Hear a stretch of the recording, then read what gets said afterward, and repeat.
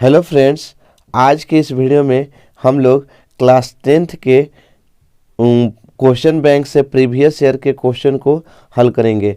जैसा कि 2011 के साइंस के क्वेश्चन को आज मैं बताने जा रहा हूं और इससे देखिए बहुत सारे ऑब्जेक्टिव और सब्जेक्टिव क्वेश्चन हम लोग हल करेंगे।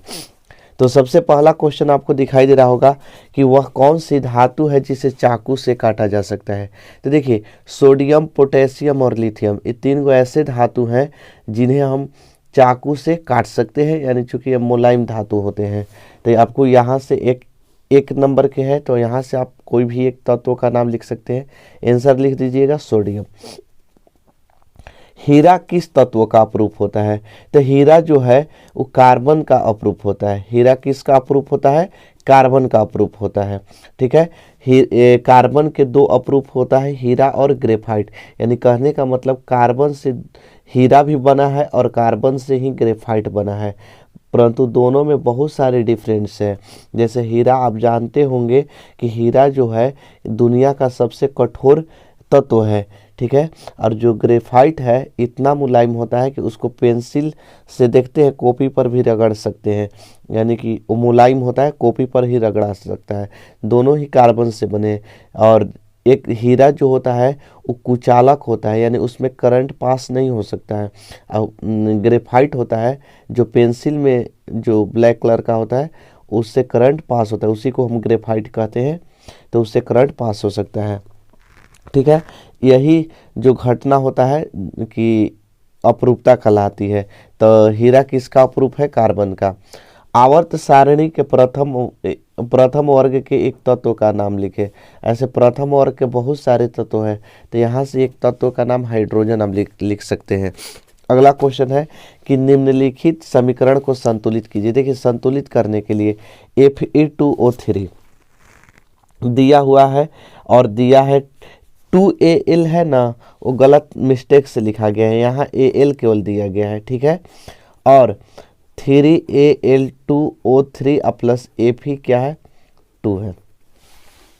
इसको समझिए, Fe2 सबसे ज्यादा जिसका होता है ना संख्या, उसको हम पहले संतुलित करते हैं।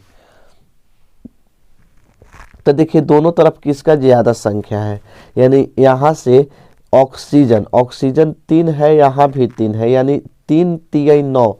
ऑक्सीजन की संख्या कितना हो गया? 9। यानी जो सबसे ज्यादा परमाणु संख्या रहता है उसको पहले संतुलित करने का प्रयास करते हैं। तो 9 गो ऑक्सीजन हो गया, तो हमको यहाँ 9 गो ऑक्सीजन बनाना है।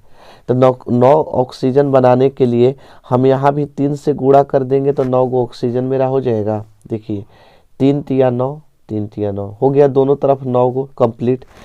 अब इसमें देखते हैं कि जब यहाँ Fe2 था, पहले 2 गो लोहा था, Fe का मतलब लोहा, और यहाँ 3 का मल्टीप्लाई कर दिए तो अब हो गया 6 गो, और इधर अभी बचा है 2 गो। तो यहाँ से भी हम 3 का मल्टीप्लाई कर देंगे, 3 का गुणा कर देंगे, तो मेरा भी 6 गो हो जाएगा। देखिए 3 दूनी के 6 और 3 दूनी के 6, लोहा का भी कंप्लीट। अब बात रहा एल्युमिनियम के। एल्युमिनियम कितना हो गया? 3 दूनी के 6 हो गया। एल्युमिनियम कितना हो गया? 6 हो गया। तो यहाँ 6 का गुणा कर देंगे, तो देखिए 6 एल्युमिनियम। अब मिलाइए 6 लोहा, 6 लोहा। ऑक्सीजन 9, 3 3 9, ऑक्सीजन 3 3 9, 6 एल्युमिनियम, 3 दूनी 6 एल्युमिनियम। ठीक है, तो इस तरह से आप क्या कर सकते हैं? संतुलित कर सकते हैं। बढ़ते हैं अगले क्वेश्चन की ओर। अगला क्वेश्चन कहता है कि लोहा ऑक्सीजन से संयोग करके क्या बनाता है? तो इसका आंसर लिखिएगा लौह ऑक्साइड। क्या लिखना है? लौह ऑक्साइड। ठीक है, हरे पौधे किस घटक के अभाव में प्रकाश संश्लेषण नहीं संभव नहीं है? तो इसका आंसर होगा क्लोरोफिल। इसको हिंदी में कहते हैं पर्णहरित, यानी पर्णहरित के अभाव में प्रकाश संश्लेषण संभव नहीं होता है। अगला है कि दो तंत्रिकाओं के मध्य खाली स्थान को क्या कहते हैं? तो देखिए, तंत्रिका होता है, तंत्रिका मस्तिष्क में सूचना देने का कार्य करता है। किसी भी गर्म ठंडा चीज का सूचना देने का काम कौन करता है? तंत्रिका तंत्र। इस तरह से हमारे मस्तिष्क में बहुत सारे तंत्रिकाओं का जाल बिछा हुआ है। ठीक है, और यह पूरे शरीर में फैला हुआ है। मानव शरीर के सबसे बड़ी कोशिका होती है तंत्रिका कोशिका। ठीक है, हमको गर्म ठंडा धूप सर्दी जो भी हो सूचना देने का यानी मस्तिष्क तक सूचना पहुंचाने का काम किसका होता है? तंत्रिका तंत्र का होता है। खाली स्थान यानी एक तंत्रिका जो होते हैं दूसरे तंत्रिका से जुड़े रहते हैं। जुड़ने के क्रम में ये पूर्ण रूप से जुड़े नहीं रहते हैं, इनके बीच में खाली गैप होता है। इन्हीं हम गैप को क्या कहते हैं? सिनेप्टिक दरार कहते हैं। इंग्लिश में इसको सिनेप्स बोलते हैं, हिंदी में क्या बोलते हैं? सिनेप्टिक दरार। तो इसका या तो आप सिनेप्स लिखिए और या तो सिनेप्टिक दरार लिखिए। चलिए अगला क्वेश्चन कि मनुष्य में चीनी के पाचन में कौन सा हार्मोन सहायक होता है? तो मनुष्य में चीनी के पाचन में जो सहायक होता है उसका नाम है इंसुलिन हार्मोन। ठीक है, आगे श्वसन कैसी रासायनिक अभिक्रिया है? तो जो श्वसन होती है, श्वसन वो ऊष्मा छेपी रासायनिक अभिक्रिया है। ठीक है, श्वसन जो होता है ऊष्मा छेपी रासायनिक अभिक्रिया है। आपको एक प्रश्न देखे होंगे कि श्वसन को ऊष्मा छेपी अभिक्रिया क्यों कहते हैं, यानी श्वसन कैसा है? ऊष्मा छेपी अभिक्रिया। विद्युत शक्ति का एसआई मात्रक क्या होता है? तो विद्युत शक्ति का एसआई मात्रक वाट होता है। स्पष्ट दृष्टि की न्यूनतम दूरी क्या होती है?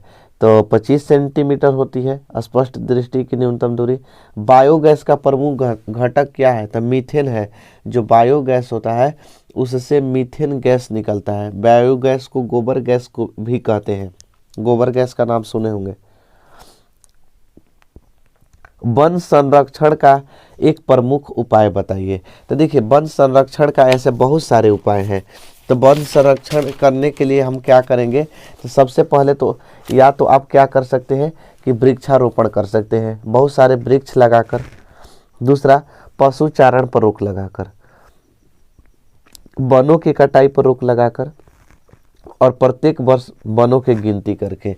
यानी ये सब करने पर हम वन संरक्षण कर सकते हैं। तो इसमें से किसी एक को लिखा है लिखना है क्योंकि एगो के लिखा है ये। अब है प्रतिस्थापन अभिक्रिया। तो देखिए प्रतिस्थापन अभिक्रिया यहाँ से समझिए। वैसी रासायनिक अभिक्रिया जिसमें तत्वों के परमाणु या परमाणुओं के समूह, क्या बोलना है कि वैसी रासायनिक अभिक्रिया जिसमें तत्वों के परमाणु या परमाणुओं के समूह यौगिक के परमाणु या परमाणुओं के समूह को हटाकर उसका स्थान खुद ले लेता है, प्रतिस्थापन अभिक्रिया कहलाता है। जैसे लोहा को कॉपर सल्फेट के विलयन में डुबाते हैं तो कॉपर को क्या कर दिया? प्रतिस्थापित कर दिया, हटा दिया, लग गया। वो CaSO4 के जगह पर खुद लोहा बैठ गया, तो FeSO4 प्लस क्या बनेगा? Cu बनेगा। आगे है क्वेश्चन, देखिए क्वेश्चन अगला कि ऊर्जा स्रोत के रूप में जीवाश्मी ईंधन और सूर्य की तुलना कीजिए और अंतर लिखिए। तुलना कीजिए यानी अंतर ही बताना है। तो देखिए सूर्य और जीवाश्म ईंधन में अंतर, तो यही आपको बोलना है, यानी जीवाश्म ईंधन और जो है सूर्य, इसी में हमको अंतर ज्ञात करना है। तो ये पहला अंतर है कि यह ऊर्जा का अनवीकरणीय स्रोत है। अनवीकरणीय स्रोत का मतलब होता है जिसे हम बार बार उपयोग नहीं ले आ सकते हैं। एक बार अगर इसका भंडार खत्म हो गया तो इसको तैयार होने में लाखों करोड़ों वर्ष लग जाते हैं।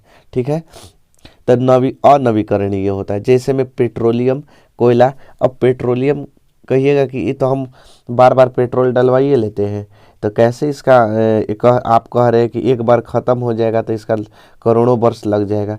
तो देखिए इसका जो भंडार होता है ना, जो पृथ्वी के अंदर से तेल निकाला जाता है उस सीमित मात्रा में। पेट्रोल का निर्माण कैसे हुआ है? तो लाखों करोड़ों वर्ष पहले क्या हुआ था कि प्राकृतिक आपदा के कारण, यानी बाढ़, भूकंप, सुनामी के कारण बहुत सारे जीव जो है पृथ्वी के अंदर दब गए, और दबने के कारण ताप और दाब बढ़ा जैसे ऊपर से ना, तो उनका जो शरीर था वो पेट्रोलियम में बदल गया। इसी प्रकार आप समुद्रीय जीव के भी बारे में कह सकते हैं। ठीक है, तो यानी एक बार पेट्रोलियम का भंडार खत्म हो गया ना पृथ्वी, तो जो है इसको तैयार होने में लाखों करोड़ों वर्ष लग सकते हैं, क्योंकि फिर से बाढ़, भूकंप आए, कोई भी जीव दबेगा तब तो उसका शरीर पेट्रोलियम बदलेगा। ठीक है। अगर एक बार इसका भंडार खत्म हो जाए तो जहाँ गाड़ी है वहीं रुक जाएगी।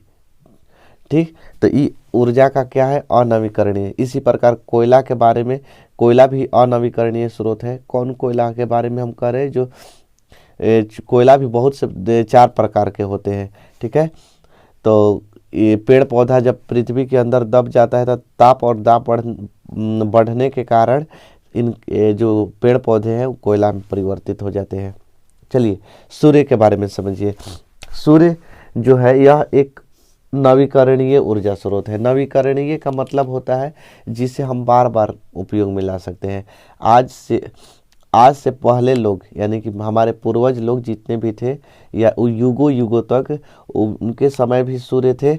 आज आने वाले, हमारे बाद भी आने जो पीढ़ी आएगा तब भी सूर्य होंगे। यानी जब तक पृथ्वी है तब तक हम सूर्य से हम ऊर्जा प्राप्त कर सकते हैं। ठीक है। दूसरा, यह बहुत अधिक प्रदूषण फैलाता है। देखते हैं कोयला को जलाते हैं, पेट्रोलियम जलता है तो कितना धुआं निकलता है, तो यह बहुत अधिक प्रदूषण फैलाता है। इससे प्रदूषण उत्पन्न नहीं होता है।